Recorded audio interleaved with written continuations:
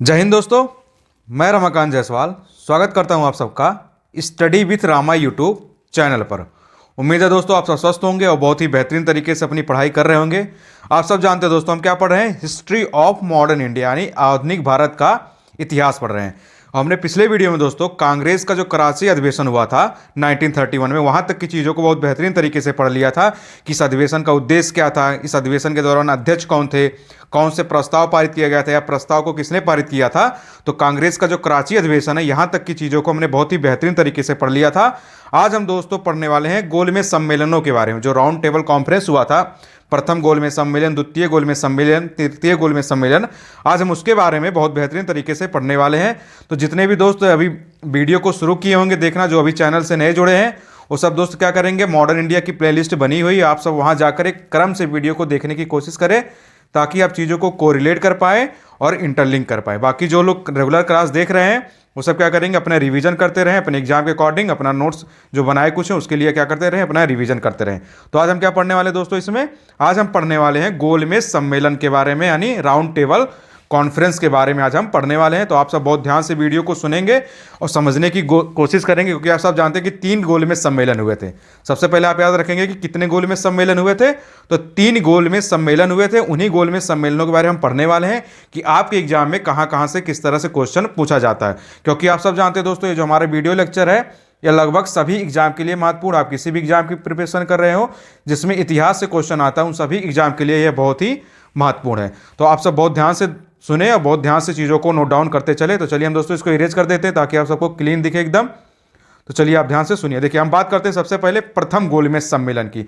आप सब जानते हैं ना कि 3 तरह के गोलमेज सम्मेलन हुए, तो आप याद रखेंगे कुल 3 गोलमेज सम्मेलन हुए थे। उन 3 गोलमेज सम्मेलनों में हम सबसे पहले बात करने वाले हैं प्रथम गोलमेज सम्मेलन की, यानी प्रथम गोलमेज सम्मेलन के दौरान क्या क्या घटनाएं हुई थी या क्या क्या क्रम रहा है और किस तरह के क्वेश्चन आपसे बन सकते हैं। तो देखिए दोस्तों जो प्रथम गोलमेज सम्मेलन हुआ था यह कब होता है दोस्तों, यह होता है नवंबर 1930 में होता है और जनवरी 1931 तक चलता है। तो आप इसको ऐसे याद रखेंगे कि जो प्रथम गोलमेज सम्मेलन हुआ था क्या कब हुआ था, तो प्रथम गोलमेज सम्मेलन दोस्तों हुआ था नवंबर 1930 में और जनवरी 1931 तक चलता है। तो आप याद करेंगे दोस्तों राउंड टेबल कॉन्फ्रेंस की अगर हम बात करें तो 3 तरह की हुए थे। इसमें जो पहला होता है वह कब होता है, 1930 में होता है यानी 1930 में होता है। तो सबसे पहले आप याद रखेंगे कि इसका जो ईयर है, क्योंकि आपसे एग्जाम में मैचिंग वाले में क्वेश्चन पूछ लिया जाता है कि प्रथम गोलमेज सम्मेलन कब हुआ था। तो सबसे पहले आप यही याद रखेंगे दोस्तों, यह कब हुआ था, 1930 में हुआ था यानी 1930 में हुआ था। अब इसमें क्या एग्जाम में क्वेश्चन बन सकता है, तो आप इसको याद रखिए। देखिए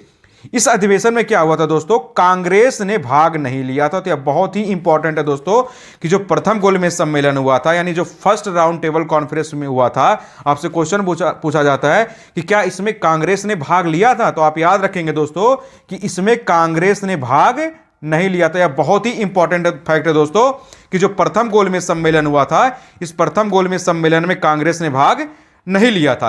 इसमें दोस्तों केटी पाल एक व्यक्ति थे, उन्होंने हिस्सा लिया था, लेकिन वो क्या कर रहे थे, ईसाइयों का प्रतिनिधित्व कर रहे थे। तो यह बहुत इंपॉर्टेंट है दोस्तों। अगर पूछा जाए कि प्रथम गोलमेज सम्मेलन में जो केटी पाल थे जिन्होंने हिस्सा लिया था वह किसका प्रतिनिधित्व कर रहे थे, तो वह ईसाइयों का प्रतिनिधित्व कर रहे थे, वह कांग्रेस का प्रतिनिधित्व नहीं कर रहे थे। तो आप इसको ऐसे याद रखेंगे दोस्तों कि जो प्रथम गोलमेज सम्मेलन हुआ था इस प्रथम गोलमेज सम्मेलन में क्या हुआ था दोस्तों, कांग्रेस ने भाग नहीं लिया था। इसमें ईसाइयों का प्रतिनिधित्व कौन कर रहा था, तो इसमें ईसाइयों का प्रतिनिधित्व कर रहा था दोस्तों कौन, वह कर रहे थे केटी पाल। तो आप इसको याद रखेंगे। अब हम देखते हैं दोस्तों इससे और क्वेश्चन आपसे क्या पूछा जा सकता है जो प्रथम गोलमेज सम्मेलन हुआ था। तो देखिए इस सम्मेलन का जो उद्घाटन हुआ था दोस्तों वह किसने किया था, ब्रिटिश सम्राट ने किया था। और इसके अध्यक्ष कौन थे, तो इसके अध्यक्ष थे रैमजे मैकडोनाल्ड। तो आप ये दोनों नाम याद रखेंगे दोस्तों। जो प्रथम गोलमेज सम्मेलन हुआ था इसके उद्घाटन के दौरान, इसका उद्घाटन किसने किया था, तो उसका उद्घाटन दोस्तों उस समय जो ब्रिटिश सम्राट था उसने प्रथम गोलमेज सम्मेलन का क्या किया था, उद्घाटन किया था। और आपसे क्वेश्चन यह भी पूछा जाता है कि प्रथम गोलमेज सम्मेलन के दौरान अध्यक्ष कौन था। तो आप दोस्तों नाम याद रखेंगे कि प्रथम गोलमेज सम्मेलन के दौरान अध्यक्ष कौन था, तो वह था रैमजे मैकडोनाल्ड। तो आप ये सारे फैक्ट याद रखेंगे कि प्रथम गोलमेज सम्मेलन कब होता है, वह होता है दोस्तों 1930 में, यानी 1930 में होता है। और प्रथम गोलमेज सम्मेलन में सबसे महत्वपूर्ण बात क्या है दोस्तों कि इसमें कांग्रेस ने भाग नहीं लिया था। कांग्रेस का मतलब होता है दोस्तों इंडियन नेशनल कांग्रेस, जो उस समय की भारतीय राष्ट्रीय कांग्रेस थी। उस भारतीय राष्ट्रीय कांग्रेस ने दोस्तों क्या किया था, प्रथम गोलमेज सम्मेलन में भाग नहीं लिया था। और इस प्रथम गोलमेज सम्मेलन में दोस्तों एक व्यक्ति थे केटी पाल। इस केटी पाल जो व्यक्ति है दोस्तों, इनको आप याद रखेंगे कि इन्होंने भाग लिया था। लेकिन यह क्या कर रहे थे दोस्तों, यह ईसाइयों का प्रतिनिधित्व कर रहे थे, यानी यह कांग्रेस की तरफ से भाग लेने वाले नहीं थे। अब पूछा जाए कि इस सम्मेलन का उद्घाटन किसने किया था, तो सम्मेलन का उद्घाटन दोस्तों ब्रिटिश सम्राट ने किया था।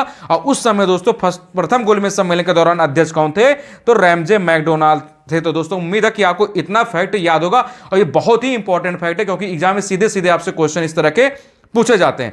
अब प्रथम गोलमेज सम्मेलन से हम देखते हैं और क्या क्वेश्चन आपसे एग्जाम में पूछे जाते हैं, किस तरह से यह महत्वपूर्ण है। तो देखिए, अब पूछा जाता है कि प्रथम गोलमेज सम्मेलन हुआ कहां था, तो आप याद रखेंगे दोस्तों यह कहां हुआ था, लंदन में हुआ था। और कितने प्रतिनिधियों ने भाग लिया था दोस्तों इसमें, 89 यानी 89 भारतीय प्रतिनिधियों की संख्या वहां पर दोस्तों गई थी। तो अगर आपसे पूछा जाए कि जो प्रथम गोलमेज सम्मेलन हुआ था या प्रथम गोलमेज सम्मेलन कहां हुआ था, तो प्रथम गोलमेज सम्मेलन दोस्तों कहां पर होता है, लंदन में होता है। तो आप इसको याद रखेंगे।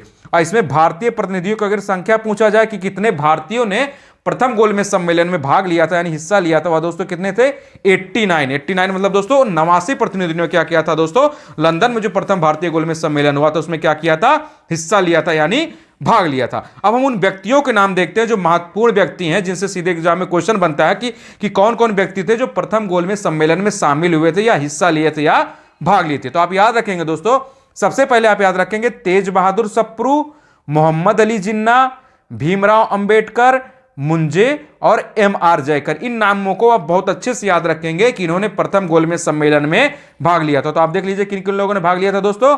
आप याद रखेंगे सबसे पहले तेज बहादुर सप्रू। तेज बहादुर सप्रू ने दोस्तों क्या किया था, प्रथम गोलमेज सम्मेलन में भाग लिया था। तेज बहादुर सप्रू के बाद दोस्तों किसका नाम आता, मोहम्मद अली जिन्ना, यानी मोहम्मद अली जिन्ना ने भी दोस्तों क्या किया था, प्रथम गोलमेज सम्मेलन में हिस्सा लिया था। और डॉक्टर भीमराव अंबेडकर जी का नाम भी बहुत अच्छे से आप याद रखेंगे दोस्तों, इन्होंने भी क्या किया था, प्रथम गोलमेज सम्मेलन में हिस्सा लिया था। एक व्यक्ति थे दोस्तों मुंजे का भी नाम आप याद रखेंगे कि इन्होंने भी क्या किया था दोस्तों, प्रथम गोलमेज सम्मेलन में भाग लिया था। इसी तरह दोस्तों एक व्यक्ति थे, कौन हुआ थे, एम.आर. जयकर।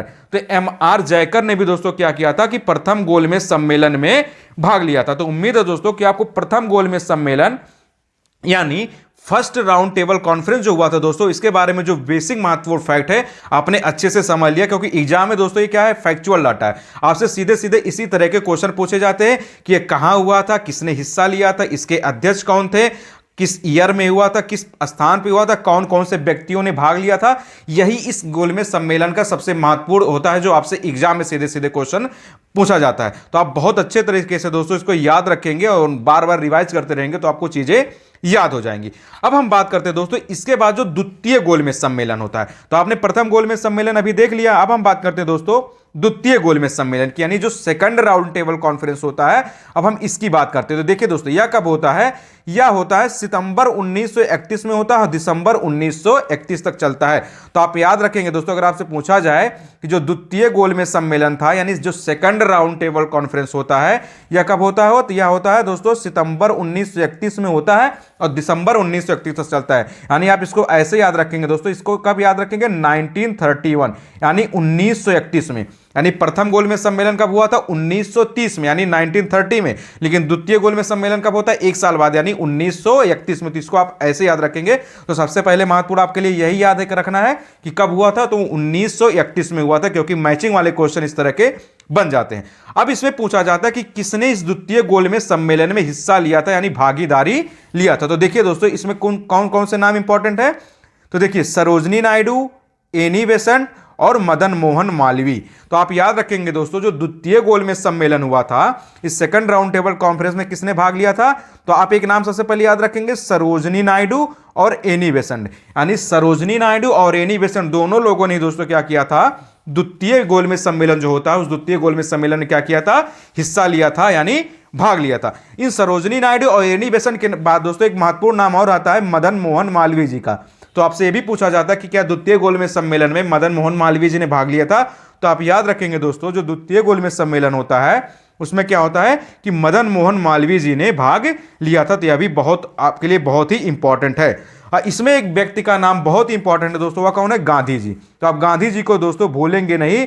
कांग्रेस के एकमात्र या प्रतिनिधि थे दोस्तों जो द्वितीय गोलमेज सम्मेलन में हिस्सा लिए थे। तो यह सबसे बड़ी इंपॉर्टेंट फैक्ट है दोस्तों। आपने देखा है कि जो प्रथम गोलमेज सम्मेलन होता है, उस प्रथम गोलमेज सम्मेलन में आपने देखा ना दोस्तों, इंडियन नेशनल कांग्रेस यानी भारतीय राष्ट्रीय कांग्रेस ने हिस्सा नहीं लिया था। लेकिन जो द्वितीय गोलमेज सम्मेलन होता है उसमें दोस्तों कांग्रेस के एकमात्र प्रतिनिधि, मतलब कांग्रेस के तरफ से, भारतीय राष्ट्रीय कांग्रेस की तरफ से सिर्फ एक ही व्यक्ति शामिल हुए थे।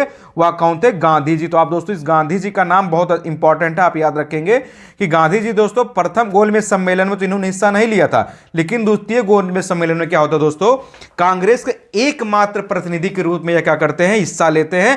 बाकी सरोजिनी नायडू, एनी बेसेंट, मदन मोहन मालवीय दोस्तों या कांग्रेस के प्रतिनिधि के रूप में नहीं जाते हैं, ये अपने व्यक्तिगत हैसियत की वजह से जाते हैं, ना कि कांग्रेस के प्रतिनिधि के रूप में जाते हैं। तो आप याद रखेंगे दोस्तों कि कांग्रेस के एकमात्र प्रतिनिधि के रूप में जो सेकंड राउंड टेबल कॉन्फ्रेंस होता है उसमें कौन भाग लेता है? उसमें दोस्तों कौन लेते हैं? वो गांधी जी लेते हैं। तो गांधी जी का नाम आप दोस्तों याद रखेंगे, यह बहुत इंपॉर्टेंट है। और सबसे बड़ी बात है दोस्तों, इससे क्वेश्चन और क्या पूछा जाता है? इससे पूछा जाता है दोस्तों कि गांधी जी किस जलपोत से गए थे लंदन। तो आप याद रखेंगे दोस्तों, एस राजपुताना नामक जो जलपोत था उसी से दोस्तों गांधी जी लंदन गए थे। तो अगर आपसे पूछा जाए जो द्वितीय गोलमेज सम्मेलन हुआ था, यानी जो सेकंड राउंड टेबल कॉन्फ्रेंस होता है, इस राउंड टेबल कॉन्फ्रेंस में दोस्तों गांधी जी जब लंदन जाते हैं तो किस जलपोत से जाते हैं? तो आप याद रखेंगे एस राजपुताना, यानी एस राजपुताना नाम का जो जलपोत था, आप याद रखेंगे एस राजपुताना। ये जो एस राजपुताना नाम का जलपोत था, इसी से दोस्तों क्या होता है, Gandhi ji second round table conference में हिस्सा लेते हैं।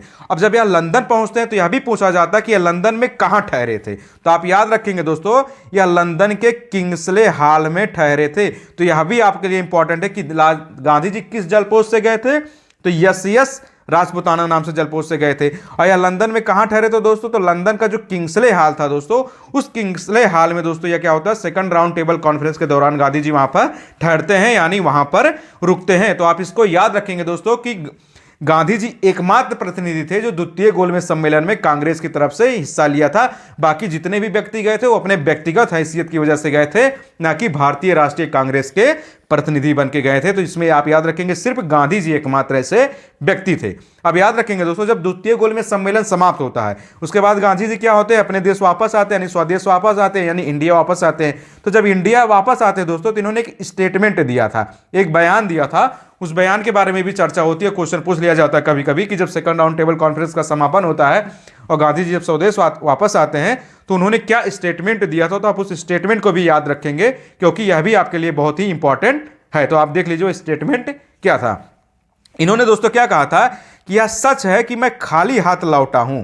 यानी जब सेकंड राउंड टेबल कॉन्फ्रेंस वापस आते तो इन्होंने क्या कहा था कि यह सच है कि मैं खाली हाथ लौटा हूं, किंतु मुझे संतोष है कि जो ध्वज मुझे सौंपा गया था उसे नीचे नहीं होने दिया और उसके सम्मान के साथ क्या हुआ दोस्तों, हमने समझौता नहीं किया। तो आप ये स्टेटमेंट याद रखेंगे। स्टेटमेंट कभी कभी एग्जामों में आपसे पूछ लिया जाता है कि यह स्टेटमेंट गांधी जी ने कब दिया था और क्यों दिया था। तो पहले यही पूछ लिया जाता है कि यह स्टेटमेंट किसका है, और कभी कभी एग्जामों में ऐसा पूछ लिया जाता है कि यह स्टेटमेंट तो गांधी जी का है लेकिन उन्होंने कब दिया था और क्यों दिया था। तो आप याद रखेंगे दोस्तों, जब सेकंड राउंड टेबल कॉन्फ्रेंस होता है उसके बाद गांधी जब जो इंडिया वापस आते हैं तो उन्होंने कौन सा स्टेटमेंट दिया। तो उन्होंने यह कहा दोस्तों कि यह सच है कि मैं खाली हाथ लौटा हूं, मतलब मैं लंदन से खाली हाथ वापस आया हूं, लेकिन मुझे इस बात का संतोष है कि जो मुझे ध्वज सौंपा गया था, यानी जो मुझे भारतीय ध्वज सौंपा गया था उसको हमने क्या किया, नीचे नहीं होने दिया, मतलब उसको हमने झुकने नहीं दिया और ना ही उसके सम्मान के साथ हमने समझौता किया। तो आप इस स्टेटमेंट को याद रखेंगे दोस्तों। यह स्टेटमेंट किसका है? यह स्टेटमेंट दोस्तों किसका है? गांधी जी का है। और गांधी जी ने स्टेटमेंट कब दिया था? तो गांधी जी ने दोस्तों यह स्टेटमेंट कब दिया था? सेकंड राउंड टेबल कॉन्फ्रेंस के दौरान दिया था, जब वहां से यह वापस आते हैं। तो उम्मीद है दोस्तों कि आपको द्वितीय गोलमेज सम्मेलन के बारे में बहुत बेसिक तरीके से, बहुत अच्छे तरीके से चीज़ों को समझ में आ गया होगा कि आपके एग्जाम में किस तरह के क्वेश्चन इससे बन सकते हैं। तो बहुत इंपॉर्टेंट इसमें क्या है, सबसे पहले आप याद रखेंगे 1931 सरोजिनी नायडू, एनी बेसेंट, मदन मोहन मालवीय ने हिस्सा लिया था लेकिन कांग्रेस के प्रतिनिधि के रूप में नहीं लिया था। कांग्रेस के प्रतिनिधि के रूप में किसने हिस्सा लिया था? गांधी जी ने लिया था। गांधी जी किस जलपोस्ट से गए थे? एस राजपुताना नाम के जलपोस्ट से गए थे, लंदन के किंग्सले हॉल में ठहरे थे और वहां से वापस आने के बाद दोस्तों उन्होंने यह स्टेटमेंट दिया था। तो उम्मीद है दोस्तों आपको ये सारी चीजें सेकंड राउंड टेबल कॉन्फ्रेंस के बारे में बहुत बेहतरीन तरीके से समझ में आ गई होंगी। अब हम बात करते हैं दोस्तों जिसका तीसरा गोलमेज सम्मेलन होता है। 3 तरह के गोलमेज सम्मेलन होते हैं, तो जो तीसरा गोलमेज सम्मेलन होता है उसमें क्या इंपॉर्टेंट है? देखिए इसमें बहुत कुछ ज्यादा इंपॉर्टेंट नहीं है। इसमें सबसे पहले आप याद रखेंगे तीसरा गोलमेज सम्मेलन कब होता है? नवंबर 1932 में होता है, दिसंबर 1932 तक चलता है, यानी 1932 में। तो आपने दोस्तों देखा ना, 3 तरह के राउंड टेबल कॉन्फ्रेंस होते हैं। 3 तरह के जो राउंड टेबल कॉन्फ्रेंस होते हैं तीनों अलग अलग ईयर में याद होते हैं, तो आपको याद रखना भी बहुत आसान है कि जो पहला राउंड टेबल कॉन्फ्रेंस होता है वो कब होता है? वह होता है 1930 में, यानी 1930 में। और जो दूसरा गोलमेज सम्मेलन होता है वह कब होता है? वह होता है 1931 में, यानी 1931 में। और जो तीसरा गोलमेज सम्मेलन होता है दोस्तों वह कब होता है? वह होता है 1932 में, यानी 1932 में। तो उम्मीद है कि आप भी बहुत अच्छे से इसको याद रखेंगे। पहला कब होता है? 1930 में, दूसरा 1931 में, तीसरा 1932 में। और पहले गोलमेज सम्मेलन में दोस्तों कांग्रेस ने भाग नहीं लिया था। दूसरे गोलमेज सम्मेलन में कांग्रेस की तरफ से किसने एकमात्र कौन से व्यक्ति हिस्सा लिया था? वह था गांधी जी। और तीसरे गोलमेज सम्मेलन में दोस्तों क्या होता है? कांग्रेस ने इस सम्मेलन का बहिष्कार किया था। तो आपके लिए यह भी इंपॉर्टेंट है दोस्तों, जो तीसरा गोलमेज सम्मेलन होता है, इस तीसरे गोलमेज सम्मेलन में क्या होता है दोस्तों? कांग्रेस ने इस सम्मेलन का बहिष्कार कर दिया था। यानी जो तीनों जो गोलमेज सम्मेलन होते हैं, पहले गोलमेज सम्मेलन में क्या होता है दोस्तों? कांग्रेस ने हिस्सा ही नहीं लिया। और दूसरा गोलमेज सम्मेलन में जब कांग्रेस का एकमात्र प्रतिनिधि कौन जाता है? वह है गांधी जी जाते हैं। और जो तीसरा गोलमेज सम्मेलन होता है, इस तीसरे गोलमेज सम्मेलन में क्या होता है दोस्तों? कांग्रेस ने इस तीसरे गोलमेज सम्मेलन का क्या कर दिया? बहिष्कार कर दिया। तो उम्मीद है दोस्तों आपको तीनों गोलमेज सम्मेलन के बारे में, यानी राउंड टेबल कॉन्फ्रेंस के बारे में बहुत बेहतरीन तरीके से चीजें समझ में आई होंगी और किस तरह से एग्जाम में आपसे क्वेश्चन बन सकते हैं आप इसको भी बहुत अच्छे से समझ गए होंगे। क्योंकि देखिए ये तीनों गोलमेज सम्मेलन बहुत ही इंपॉर्टेंट है। इसके क्वेश्चन कभी कभी मैचिंग वाले आ जाते हैं कि कब कब हुआ था और किस व्यक्ति ने इसमें हिस्सा लिया था, किन्होंने नहीं हिस्सा लिया था। आप यहां एक नाम और याद रखिएगा दोस्तों, यहां दिया नहीं है, डॉक्टर भीमराव अंबेडकर जी के बारे में आप याद रखेंगे दोस्तों। इन्होंने तीनों के तीनों गोलमेज सम्मेलनों में हिस्सा लिया था। गांधी जी ने सिर्फ मात्र एक गोलमेज सम्मेलन में हिस्सा लिया था, वह कौन था? दूसरा गोलमेज सम्मेलन। लेकिन अगर हम बात करें दोस्तों डॉक्टर भीमराव अंबेडकर जी की दोस्तों, तो इन्होंने तीनों ही गोलमेज सम्मेलन में हिस्सा लिया था। तो उम्मीद है दोस्तों आपको बहुत बेहतरीन तरीके से तीनों गोलमेज सम्मेलन समझ में आए होंगे और किस तरह से एग्जाम में आपसे क्वेश्चन बन सकता है आप इसको भी बहुत बेहतरीन तरीके से समझ गए होंगे। अब हम इसके बाद दोस्तों बात करने वाले क्या? सांप्रदायिक पंचाट की। और जो पूना पैक्ट होता है दोस्तों, हम इसके बारे में अब बात करने वाले हैं दोस्तों। तो हम इसको इरेज कर देते हैं ताकि आपको देखने में सुविधा हो, आप आसानी से चीजों को समझ पाएं। तो देखिए दोस्तों अब हम बात करते हैं क्या? जो सांप्रदायिक पंचाट होता है, यानी जो कम्युनल अवार्ड होता है और जो पूना पैक्ट होता है, इससे क्या क्या क्वेश्चन बन सकता है तो आप इसको भी देख लीजिए और एग्जाम के हिसाब से क्या क्या फैक्ट इसके लिए इंपॉर्टेंट है तो आप इसको भी देख लीजिए। तो देखिए सबसे पहले दोस्तों आप याद रखिएगा क्या होता है? 16 अगस्त 1932 को रैमजे मैकडोनाल्ड ने क्या किया दोस्तों? सांप्रदायिक अधिनिर्णय की घोषणा कर दी, जिसे क्या कहा जाता है? सांप्रदायिक पंचाट कहा जाता है, यानी कम्युनल अवार्ड कहा जाता है। तो आप इसको ऐसे याद रखेंगे दोस्तों, अगर आपसे पूछा जाए कि ये जो सांप्रदायिक पंचाट थी, यानी सांप्रदायिक पंचाट की घोषणा कब होती है,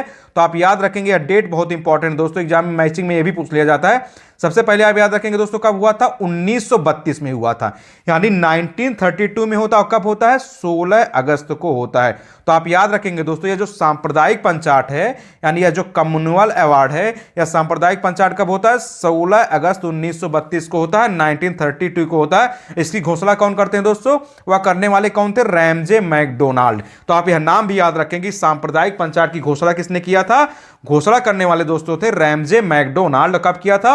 1932 में, यानी 1932 में किया था दोस्तों, 16 अगस्त को। इसी को दोस्तों क्या बोल दिया जाता? सांप्रदायिक पंचाट को कम्युनल अवार्ड बोला जाता है। तो आप इसको याद रखेंगे दोस्तों, सांप्रदायिक पंचाट वाली डेट को, इसके फैक्ट को। अब हम बात करते हैं दोस्तों सांप्रदायिक पंचाट के अंतर्गत क्या चीजें होती हैं। तो देखिए इसके तहत क्या होता है दोस्तों? दलितों को भी अल्पसंख्यक मानकर हिंदुओं से अलग कर दिया गया। तो ये जो सांप्रदायिक पंचाट होता है, जो कम्युनल अवार्ड होता है, इसकी सबसे बेसिक और सबसे महत्वपूर्ण फैक्ट ही यही है जो एग्जाम में आपसे क्वेश्चन बनता है कि जो सांप्रदायिक पंचाट होता है, जो कम्युनल अवार्ड यानी कम्युनल अधिनिर्णय की जो घोषणा करते हैं रैमजे मैकडोनाल्ड, इसमें क्या बातें थी? तो इसमें क्या होता है दोस्तों, जो दलित थे उस समय, दलितों को क्या कर दिया जाता है दोस्तों, अल्पसंख्यक मान लिया जाता है और उनको क्या कर दिया जाता है दोस्तों, हिंदुओं से अलग कर दिया जाता है। तो आप याद रखेंगे दोस्तों, जो सांप्रदायिक पंचायत होता है, उस सांप्रदायिक पंचायत के तहत क्या होता है, जो दलित थे उस समय के दलितों को क्या कर दिया जाता, अल्पसंख्यक के कैटेगरी में रख दिया जाता है, यानी माइनॉरिटीज के कैटेगरी में रख दिया जाता है और इनको हिंदुओं से एक अलग मान लिया जाता है। तो इस सांप्रदायिक जो पंचायत होता है, इस सांप्रदायिक पंचायत की सबसे महत्वपूर्ण फैक्ट और सबसे इंपॉर्टेंट बात भी यही है दोस्तों, तो इसको आप याद रखेंगे, यह एग्जाम के लिए बहुत ही इंपॉर्टेंट है कि सांप्रदायिक पंचायत में क्या होता है, जो दलित है, दलितों को क्या कर दिया जाता है, अल्पसंख्यक मान लिया जाता है, यानी माइनॉरिटीज के कैटेगरी में रख दिया जाता है और इनको क्या कर दिया जाता है दोस्तों, हिंदुओं से अलग कर दिया जाता है। इसी के बाद क्या होता है दोस्तों, जब ऐसी बातें या ऐसे प्रावधान किया जाता है तो इस सांप्रदायिक निर्णय के विरुद्ध क्या होता है दोस्तों, गांधी जी ने पहला आमरण अनशन शुरू कर दिया। तो आप याद रखेंगे दोस्तों, यह जो कम्युनल अवार्ड वाली जो घटना होती है, इस घटना में जो यह प्रावधान था कि जो दलित थे, दलितों को अल्पसंख्यक मानकर क्या कर दिया जाता है, हिंदुओं से अलग कर दिया जाता है। इसी के घटना के बाद क्या होता है दोस्तों, गांधी जी ने इस कम्युनल अवार्ड का क्या करते हैं, विरोध करते हैं, यानी इसका विरोध करते क्यों करते हैं, और इसी के बाद गांधी जी ने क्या किया दोस्तों, अपना पहला आमरण अनशन क्या कर दिया, प्रारंभ कर दिया। तो गांधी जी इसलिए इसका विरोध करते हैं दोस्तों, क्योंकि दलितों को क्या कर दिया गया था, हिंदुओं से अलग कर दिया गया था और अल्पसंख्यक मान लिया गया था। तो गांधी जी ने दोस्तों इसी मुद्दे को लेकर दोस्तों क्या कर दिया था, इसका विरोध कर रहे थे और उन्होंने इसी दौरान दोस्तों अपना पहला आमरण अनशन जो था दोस्तों, उसको स्टार्ट कर दिया था। आमरण अनशन का मतलब क्या था दोस्तों, वो भूख हड़ताल पे बैठ जाते थे, बिना कुछ खाए पिए बैठ जाएंगे। आमरण अनशन मतलब लास्ट तक हम बैठे रहेंगे, जब तक हमारी बातें नहीं मानी जाएगी हम कुछ खाएंगे पिएंगे नहीं। तो आमरण अनशन का मतलब ही यही होता है। तो आप याद रखेंगे दोस्तों, गांधी जी ने इसका विरोध इसीलिए किया था क्योंकि इसमें क्या होता है कि दलितों को क्या कर दिया जाता है, उनको अल्पसंख्यक मान लिया जाता है और इनको क्या कर दिया जाता है दोस्तों, हिंदुओं से अलग रखा जाता। इसी के बाद दोस्तों क्या होता है, पूना पैक्ट होता है, यानी पूना समझौता होता है। अब पूना समझौता कहीं दोस्तों क्या बोल दिया जाता है, यरवदा समझौता बोल दिया जाता है। आप जानते हैं ना, गांधी जी यरवदा जेल में बंद रहे, तो आप उस घटना को वहां से लिंक कर देंगे कि जो पूना समझौता कब होता है दोस्तों, 24 सितंबर 1932 को होता है। कहां पर पूना समझौता, पूना समझौता को यरवदा जेल बोला, यरवदा समझौता भी बोला जाता है क्योंकि गांधी जी को आप याद रखेंगे दोस्तों, ये यरवदा जेल में बंद भी थे। और यह जो पूना समझौता होता है दोस्तों, वह अंबेडकर और गांधी जी के अनुयायियों के बीच होता है। तो आप इसको सबसे पहले यही याद रखेंगे। देखिए, दो डेट यहां बहुत इंपॉर्टेंट है, एक सांप्रदायिक पंचायत, एक दोस्तों दूसरा क्या है, वह है पूना पैक्ट। तो दोनों ही दोस्तों क्या होता है, 1932 में होता है, यानी 1932 में दोनों ही घटना होती है। सांप्रदायिक पंचायत की घटना भी दोस्तों कब होती है, 1932 में होती है, यानी 1932 में होती है। और जो पूना पैक्ट वाली घटना होती है, जिसको यरवदा समझौता भी बोला जाता है, वह भी घटना कब होती है, यह भी दोस्तों 1932 में ही होती है, 1932 में। लेकिन जब आपसे क्वेश्चन जब एग्जाम में पूछा जाता है तो यही मैचिंग वाले में पूछ लिया जाता है कि निम्नलिखित में से कौन सी घटना पहले हुई थी, पहले सांप्रदायिक पंचायत हुई थी कि पहले पूना पैक्ट हुई थी। तो आप याद रखेंगे दोस्तों, पहले सांप्रदायिक पंचायत की घोषणा होती है, क्योंकि तभी तो गांधी जी इसका विरोध करते हैं। और गांधी जी जब इसका विरोध करते हैं तो गांधी जी को मनाने के लिए क्या किया जाता है, पूना पैक्ट होता है। तो सांप्रदायिक पंचायत कब होती है, 16 अगस्त को होती है और पूना पैक्ट कब होती है, 24 सितंबर को होती है। तो आप दोनों डेट बहुत अच्छे से याद रखेंगे कि सांप्रदायिक पंचायत 16 अगस्त 1932 और पूना पैक्ट 24 सितंबर 1932। तो आप दोस्तों दोनों ही डेट और ईयर याद रखेंगे, यानी आप ऐसे इसको इंटरलिंक कर लेंगे कि पहले सांप्रदायिक पंचायत की घोषणा होती है, इसलिए दोस्तों गांधी जी आमरण अनशन पे बैठते हैं और गांधी जी को मनाने के लिए क्या किया जाता है दोस्तों, पूना समझौता किया जाता। और पुणे समझौते में एक फैक्ट बहुत इंपॉर्टेंट है दोस्तों कि पूना जो समझौता होता है वह डॉक्टर भीमराव अंबेडकर जी और गांधी जी के अनुयायियों के बीच होता है, ना कि गांधी जी ने इस पर हस्ताक्षर किया था। यही आपसे एग्जाम में क्वेश्चन पूछ लिया जाता है और आपको यही जो है गलत करना होता कि पूना समझौता में गांधी जी ने हस्ताक्षर नहीं किया था, जबकि आप ऐसे ओवरऑल देखेंगे कि जो पूना समझौता होता है वह अंबेडकर जी और गांधी जी के बीच होता है। लेकिन पूना समझौता पर हस्ताक्षर अंबेडकर जी तो करते हैं, लेकिन गांधी जी इस पर हस्ताक्षर नहीं करते हैं, गांधी जी के अनुयायियों के बीच हुआ था। अनुयायियों का मतलब दोस्तों उनको मानने वालों के बीच हुआ था। तो आप याद रखेंगे दोस्तों, यह जो पूना समझौता होता है 24 सितंबर 1932 को, यानी 1932 को, इसमें क्या होता है दोस्तों, दलितों की ओर से कौन इस पर हस्ताक्षर करता है, अंबेडकर जी करते हैं। और हिंदुओं की ओर से दोस्तों इस पर हस्ताक्षर कौन करता है? वह मदन मोहन मालवीय और अन्य लोग करते हैं। तो अब याद रखेंगे दोस्तों कि जो पूना समझौता होता है यह अंबेडकर जी और गांधी जी के बीच होता है। लेकिन अंबेडकर जी ने दलितों की ओर से तो इस पर हस्ताक्षर किया था, लेकिन गांधी जी ने हिंदुओं की ओर से इस पर हस्ताक्षर नहीं किया था। गांधी जी के अनुयायियों की ओर से दोस्तों हिंदुओं की ओर से किसने किया था? मदन मोहन मालवीय जी ने किया था। तो आप ये दोनों फैक्ट याद रखेंगे, क्योंकि एग्जाम में यही क्वेश्चन आपको कंफ्यूजन में डाल दिया जाता है। क्योंकि आप ऐसे ओवरऑल जानते हैं कि पूना पैक्ट जो था यह लड़ाई गांधी जी और अंबेडकर जी के बीच ही थी। तो यह माना जाता है कि जो पूना पैक्ट हुआ था 24 सितंबर 1932 में, यह गांधी जी और अंबेडकर जी के बीच होता है। यह बात भी सही है। लेकिन जब हस्ताक्षर करने की बात आती, जानते ना, कोई भी ट्रीटी होती तो उस पर हस्ताक्षर करना होता। तो जब हस्ताक्षर करने की बात आती है तो इस पे दलितों की ओर से अंबेडकर जी ने तो हस्ताक्षर किया था, यानी अंबेडकर जी ने दलितों की ओर से इसमें हस्ताक्षर किया, अपना सिग्नेचर किया है। लेकिन आप याद रखेंगे दोस्तों, हिंदुओं की ओर से गांधी जी ने हस्ताक्षर नहीं किया था। हिंदुओं की ओर से दोस्तों मदन मोहन मालवीय और अन्य लोगों ने हस्ताक्षर किया था। तो आप इसको भूलेंगे ना, इस पर गलती बिल्कुल नहीं करेंगे कि जो पूना समझौता हुआ था दोस्तों उस पर गांधी जी ने हस्ताक्षर नहीं किया। तो इसको आप बार बार याद रखेंगे। और कई बुकों में दोस्तों ये चीजें गलत दे रखी है। आप जो सॉल्व पेपर उठाते हैं ना, किसी तरह की जो मार्केट में जो आज जानते हैं 50 तरह की सॉल्व पेपर आती है, उसमें यह बहुत बुकों में यह गलत दे रखी है, बहुत सॉल्व पेपर में यह गलत दे रखी है। तो आप याद रखेंगे जो पूना पैक्ट होता है, पूना पैक्ट में बार बार आप इसको याद रखें कि गांधी जी ने हस्ताक्षर नहीं किया था, गांधी जी ने हस्ताक्षर नहीं किया था। इस पर क्या होता है दोस्तों, गांधी जी के अनुयायियों ने किया था, यानी मदन मोहन मालवीय ने किया था। लेकिन दलितों की ओर से दोस्तों डॉक्टर भीमराव अंबेडकर जी ने इस पर हस्ताक्षर किया था। तो उम्मीद है दोस्तों आपको सांप्रदायिक पंचाट यानी कम्युनल अवार्ड और पूना समझौता, जिसको दोस्तों यरवदा समझौता बोला जाता है, दोनों ही बहुत बेहतरीन तरीके से समझ में आ गया होगा कि पूना समझौता क्या था और जो सांप्रदायिक अवार्ड होता है या सांप्रदायिक अवार्ड क्या था, और दलितों की ओर से किसने हस्ताक्षर किया था? डॉक्टर भीमराव अंबेडकर जी ने किया था। लेकिन हिंदुओं की ओर से दोस्तों महात्मा गांधी जी ने हस्ताक्षर नहीं किया था। हिंदुओं की ओर से किसने किया था? मदन मोहन मालवीय जी ने किया था। तो आप इसको बहुत ही अच्छे से याद रखेंगे, बार बार इसको रिवाइज करते रहेंगे तो आपको चीजें बहुत बेहतरीन तरीके से याद हो जाएंगी। तो उम्मीद है दोस्तों आज आपको राउंड टेबल कॉन्फ्रेंस जो तीनों तरह के गोलमेज सम्मेलन हुए थे, इन तीनों तरह के गोलमेज सम्मेलन के बारे में भी बहुत अच्छे से समझ में आ गया होगा।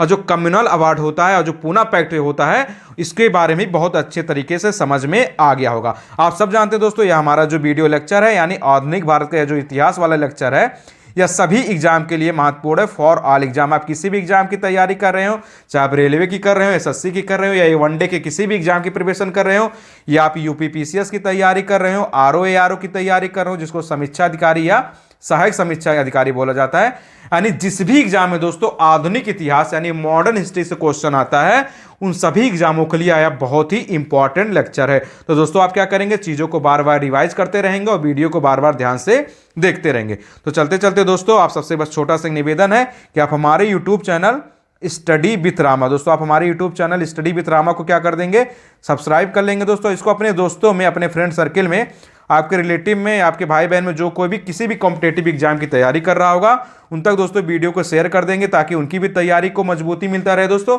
और यह भी हमारे मोटिवेशन के लिए होता कि हम इतने लोगों के लिए कुछ अच्छा कर पा रहे थे। तो दोस्तों चलिए दोस्तों आप सब बहुत अच्छे से पढ़ते रहिए, अपने स्वास्थ्य का ध्यान रखे रहिए।